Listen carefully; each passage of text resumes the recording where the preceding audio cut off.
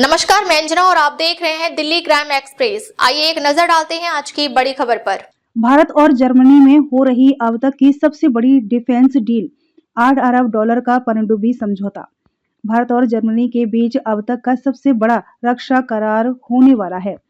इस करार पर जर्मन चांसलर फ्रेडरिक मर्ज की भारत दौरे के समय मोहर लग सकती है। जर्मनी के साथ मिलकर भारत अब तक के सबसे बड़े रक्षा सौदे पर काम कर रहा है। दोनों देशों के बीच अत्याधुनिक पनडुब्बी निर्माण की बारीकियों पर बात हो रही है, जो कम से कम 8 अरब डॉलर का समझौता होगा। एक रिपोर्ट के अनुसार इस मामले की जानकारी रखने वाले अधिकारियों का कहना है कि यह भारत का सबसे बड़ा रक्षा समझौता होने वाला है। भारत अभी फ्रांस से पनडुब्बियां मंगवा रहा है।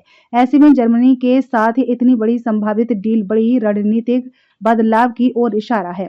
ब्लूमबर्ग की एक रिपोर्ट के अनुसार भारत और जर्मनी पनडुब्बी निर्माण के लिए 8 अरब डॉलर के रक्षा करार पर काम कर रहे हैं। अगले हफ्ते German chancellor Friedrich Merz Bharat यात्रा पर आने वाले हैं। उससे पहले करार को अंतिम रूप देने पर काम चल रहा है। सूत्रों के अनुसार पहली बार इस डील के तहत भारत को पनडुब्बी बनाने की टेक्नोलॉजी भी दी जाएगी। भारत में बनेगी जर्मन मॉडल पनडुब्बी। भारतीय नौसेना के पास करीब 1 दर्जन रूस में बनी पनडुब्बियां हैं और इसने 6 नई पनडुब्बियां खरीदी हैं जो फ्रांस में बनी हैं।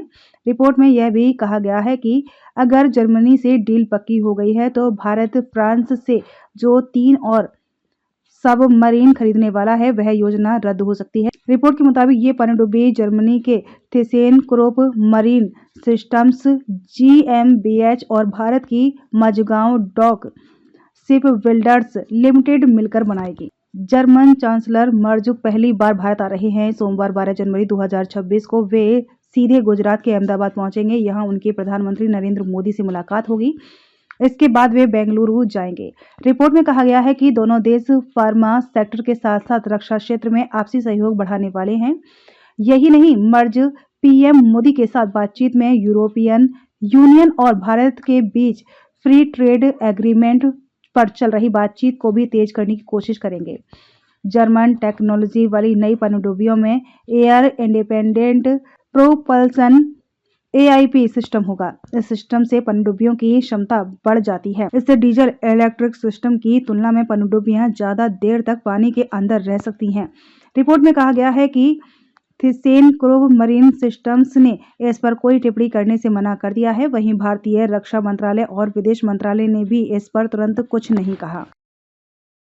अब तक के लिए बस इतना ही। फिर मिलते हैं एक ऐसी ही बड़ी खबर के साथ। तब तक के लिए नमस्कार और देखते रहिए दिल्ली क्राइम एक्सप्रेस। अगर आपको वीडियो पसंद आई हो तो लाइक करें व शेयर करें। ऐसी लेटेस्ट अपडेट पाने के लिए बेल आइकन को प्रेस करना ना भूलें। अगर आप हमें फेसबुक या फिर ट्विटर के माध्यम से देख रहे हैं तो हमारे पेज को फॉलो, कमेंट करना ना भूलें। धन्यवाद।